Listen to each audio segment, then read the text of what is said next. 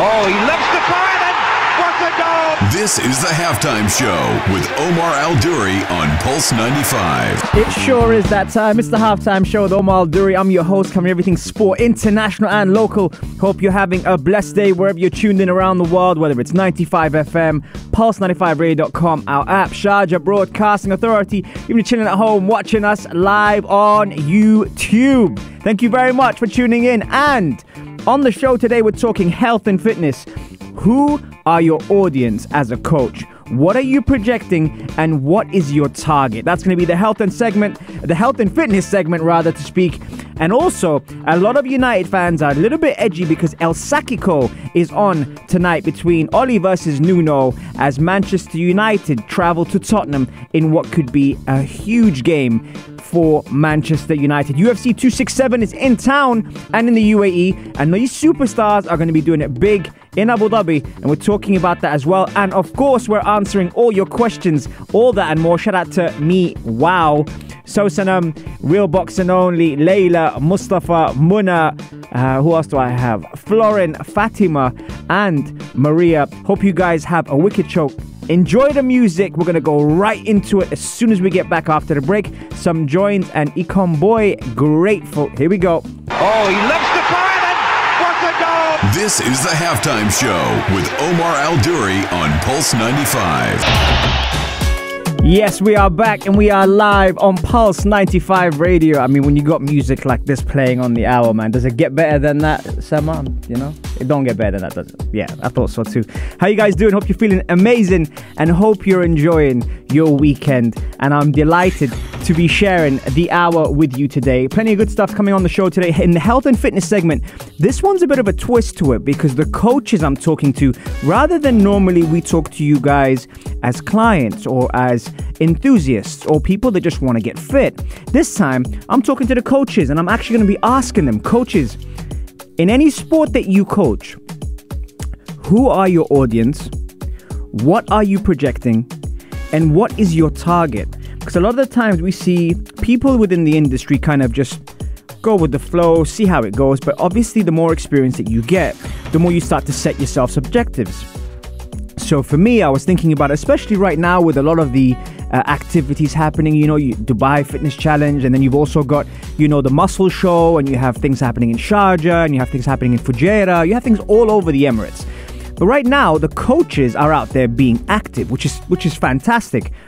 But what are you trying to do? And for those people that are actually really, really into their fitness, what is your audience and why are you in the industry?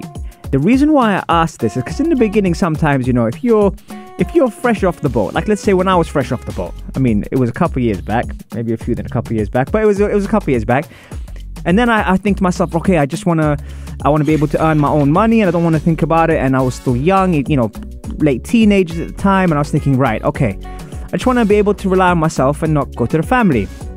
So you start in the industry and then you start getting introduced to how much money you can make. And you're just thinking, okay, I got to get as many hours as possible and get as many clients as possible. But what tends to happen then is you then tend to burn yourself out. The quality of the session isn't quite the same. You don't really have a target audience. You're just kind of training anyone and everyone. And it becomes something where you start to realize that this might be a bit more than what I chewed for. So that's the idea in health and fitness. And then I look at the new generation of trainers, which has got some fantastic trainers out there. And then I wonder what their target audience is. Some people tend to focus on ladies only. Some people tend to focus on, you know, the older, more mature client that pretty much has a good understanding of, you know, what they can do and what they can't, what their limitations are. And they need that little bit extra in terms of education. So you've got that. Then you've got the people that just want to train athletes, which again is okay. There's nothing wrong with that. So you have all these different factors. It's interesting to see in the new generation. Let's call them the new wave. I don't want to say new generation because that's, you know, a little bit in the new wave of trainers, that every single person has their own style. Now, there seems to also be this, let's say, aura of validation, where if it's not on the gram, then maybe it doesn't apply to you, and maybe it doesn't show, or let's say showcase your talent. But there are people that maybe might not be showing everything they do behind the scenes, that are, let's say, not showing that on the Instagram. And I know a doctor, for example, that is fantastic. He's not even on social media. And interesting, one of my friends, Zaki, shout out to Zaki, who isn't really on social media either. When someone met him months back, and they said, he's not on social media, that's weird.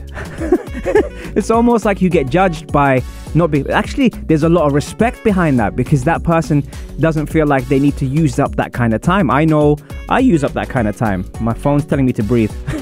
Can you see that? It's like, breathe. I know that there's all these, different people that have their own ways of killing time. So that's why this segment is so relevant, because you see so many different coaches, and the ones that I tend to really keep an eye out are the ones that are more like educators. And those educators are certifying trainers, coaching people. They might even be taking part in group classes and helping out others. But the point I'm making with that is, maybe they're not as active on social media. And so therefore this segment is so powerful, because health and fitness is for everyone. There's no one size fits all. You've heard the cliches, blah, blah, blah. With those type of people, aesthetically, they may not look pleasing on the eye compared to, and I'm one of those people, compared to your six-pack person that's training next to you. Now, what's in the brain and what's in the heart of how you can actually deliver your knowledge to the person is the skill set that I'm kind of looking for. So I often see bits and pieces with different types of coaches, and I tend to study the way they conduct themselves, the way maybe they might be frustrated that someone hasn't necessarily picked up the skill that they are coaching in that session. But rather than assuring the person and calming the person down, they show frustration, which makes the person feel that they're not good enough. And so that's what I mean. You could be the most skillful person in the world, but not necessarily the best at delivering that. And that's where I'm saying the whole skill set of health and fitness, as coaches out there, who is your audience? What are you projecting to your audience? And what is your target? Let me know. 4215 Ittasalat or start up into my DMs at Omar Al-Duri and give me a shout. You know what? I'll actually mention on the show. Wicked comment here, Mustafa. Unfortunately, many coaches or PTs don't even know what and how to attract a client, so they go about doing whatever a client would want to train, disregarding if they know it or not. So you would... Interesting, okay. So you would see some holding pads and training boxing, and they don't even know the very basics of boxing. Fantastic, love that. Shout out to everyone who is tuned in, especially the newcomers who've just jumped in on the Instagram live intentionally as well. And that is Masoud, Ali, and of course our very favorite Jiu-Jitsu superstar Ishtar. Right, okay, we're going to take a quick break and we're going to jump back straight into it. We're staying on this theme of having some wicked tunes on the show, and we're going to continue with Mike Lowry here from Liverpool, and it's called To You, and it's an interlude. Here we go. Oh, he loves to fire, and what a goal! This is the Halftime Show with Omar Al-Duri on Pulse 95. Nice strike! Oh, better than nice! Wonderful! Let's get ready to rumble! Yes, we are back and we are live on Pulse 95 Radio. Thank you very much for tuning in. Some good questions actually during the break. Masoud from India is tuned in and following the health and fitness segment, which is actually directed to coaches. My question was to the coaches, who are your audience? What are you projecting? And what is the target? And also, why are you in the industry? I think a lot of people in the beginning, I'm speaking from experience as well, in the beginning it was more about, just being independent, not relying on family or anyone else to kind of support you. So that's why you initially start, or at least that's why I started. While I was at uni, while I was getting experience, blah, blah, blah. But some people are different. Some people, are on autopilot and they just that's the way they work. Masoud asked a question, do you use your reset dominoes when you're in the playground with your player or your trainer? Yes. That's a good question.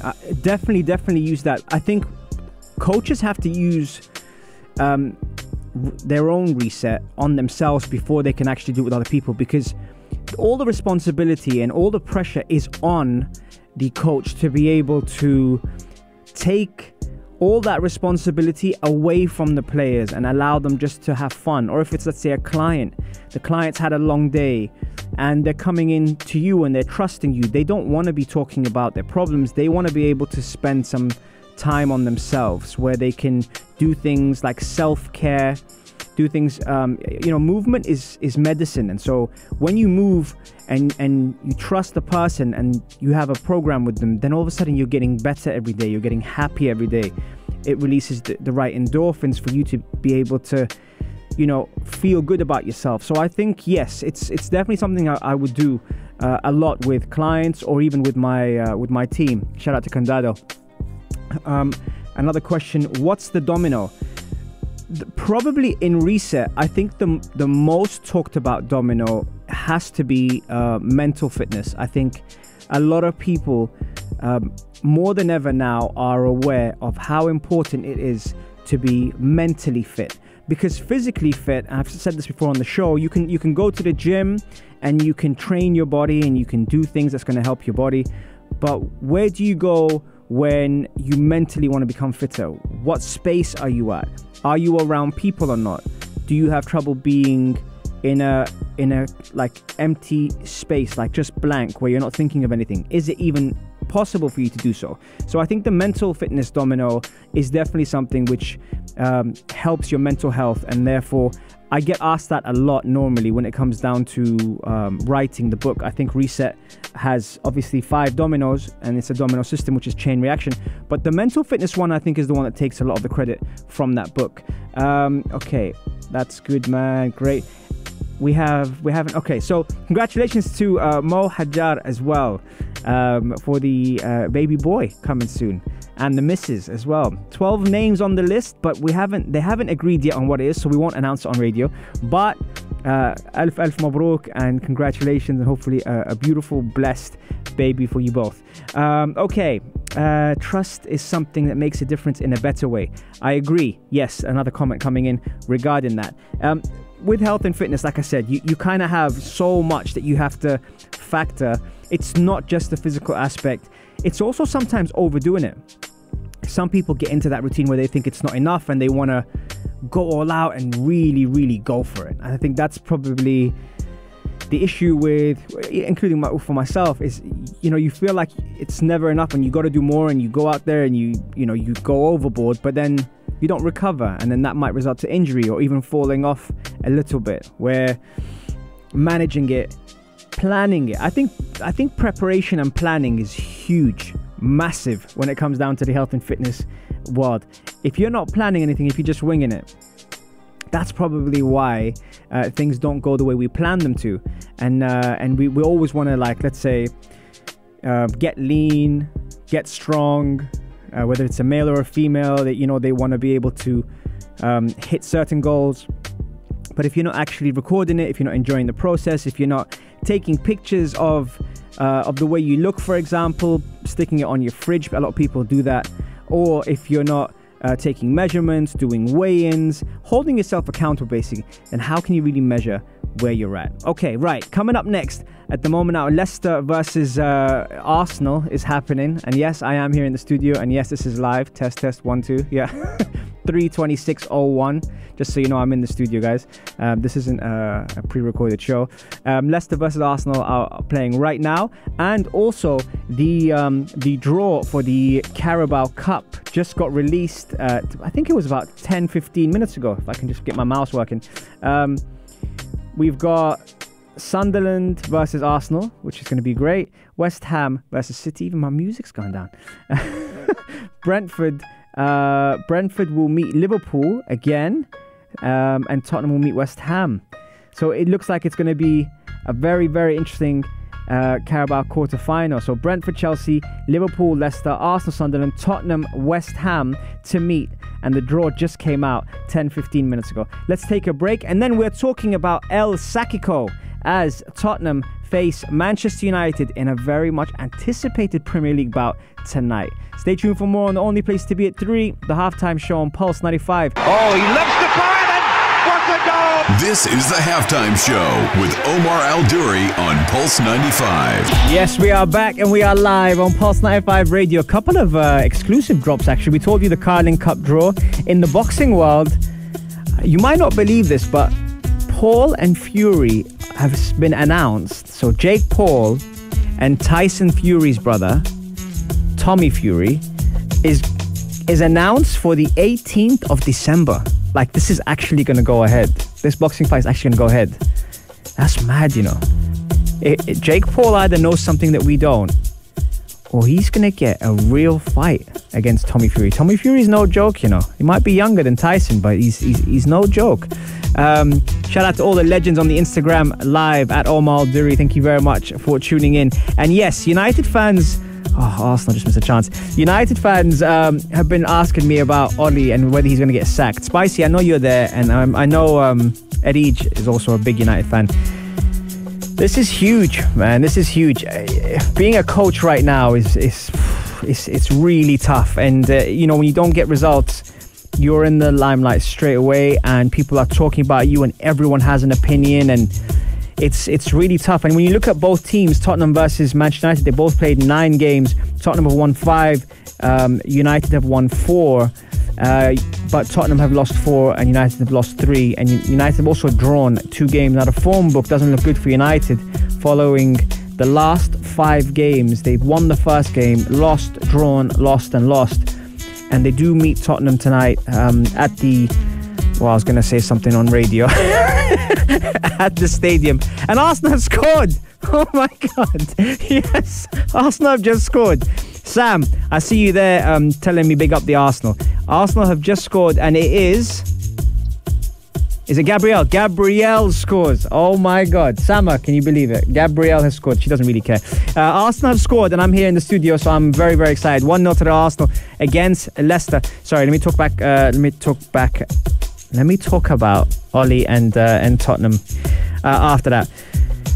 Whew, okay, if United and Spurs draw today, will Ole get sacked? Question coming in from Rashid. I don't believe he will get sacked. I think whatever happens, unless it's not a humiliating defeat for United, I think he'll be safe until the City game, and then there's the international break. That's my opinion on that, because that will be the time where they can bring in the new coach and also the staff and switch things around and work on that kind of stuff. So yeah, definitely. Oh, is he gonna? Nope.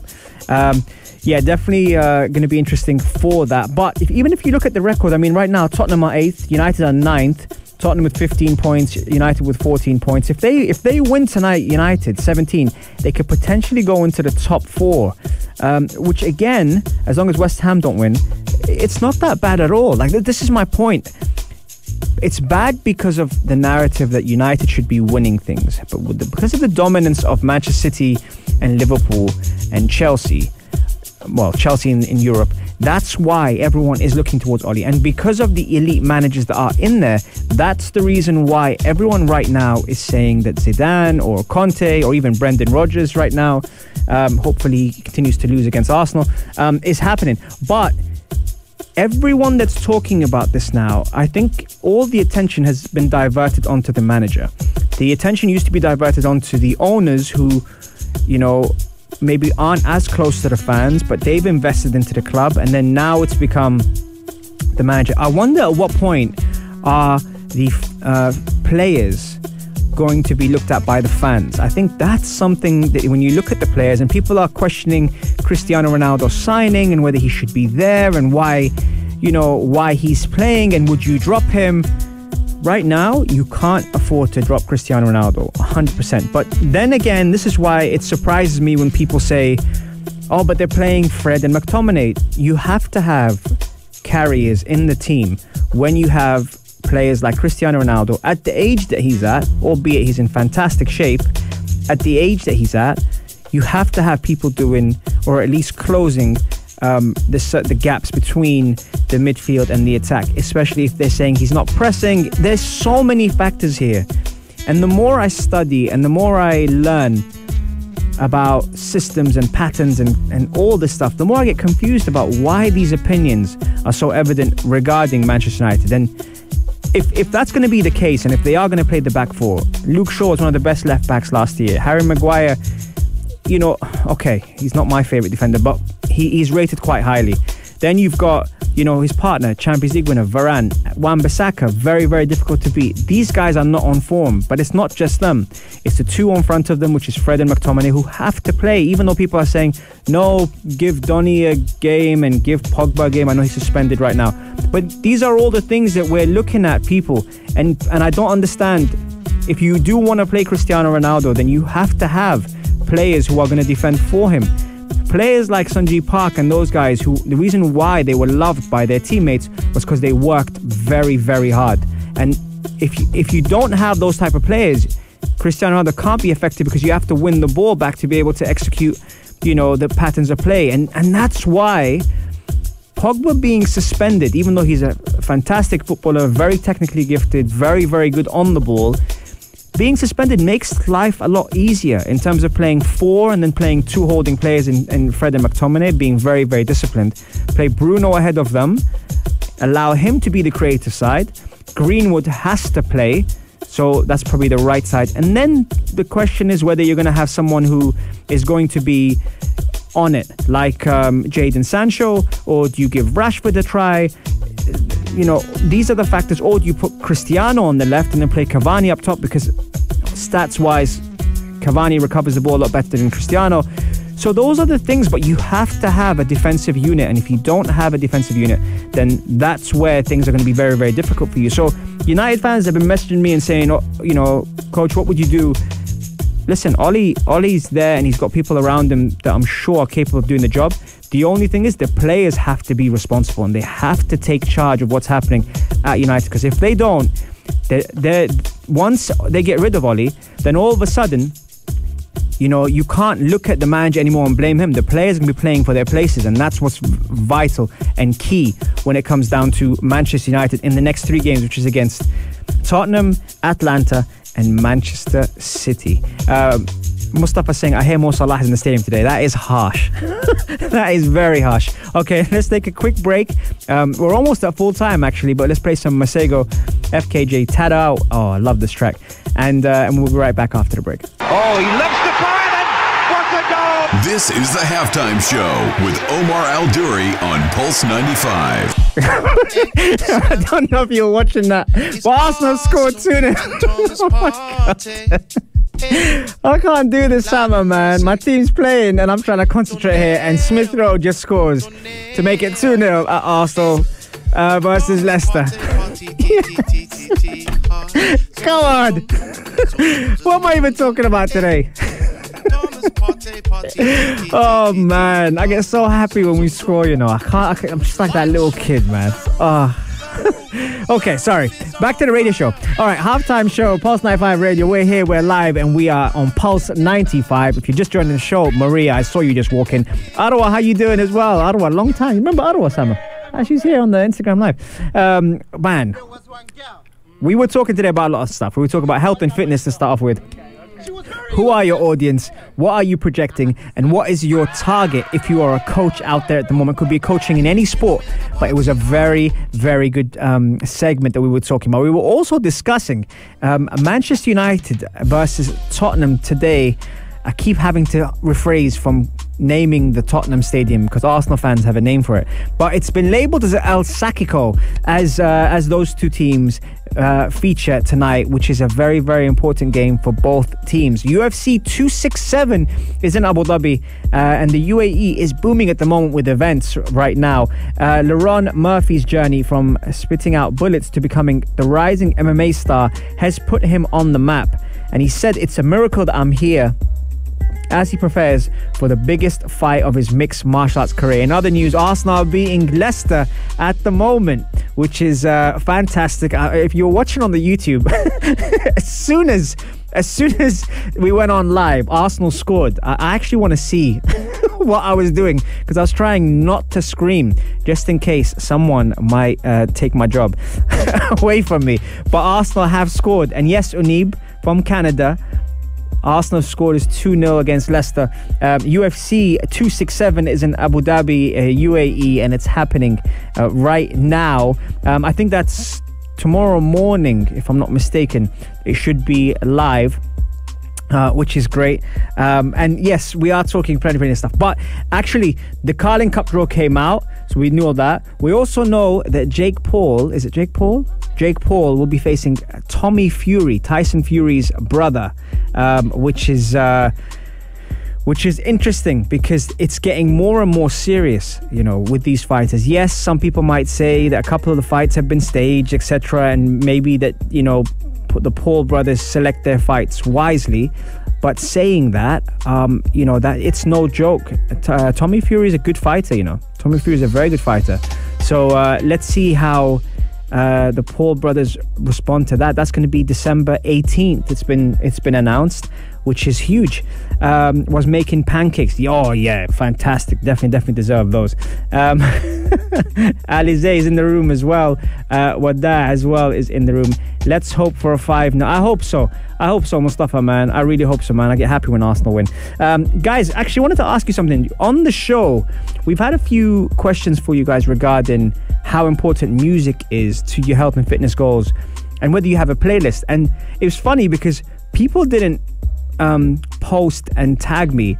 They sent me some of like their music, and I actually wanted to share that with other people to see. I know, Derek, you've got a wicked playlist up, which I would like to kind of share with the listeners of the Halftime Show on Pulse 95, because music does play a huge part, plays a massive part in our mood, our energy. You know, when you step into a place, how many times have you seen people get into a good mood just from good music? Like, for example, on the Halftime Show, Summer, you know, I got a guy who's called Mustafa, and he tunes in and he always asks me, "Are you going live, brother? Are you going live?"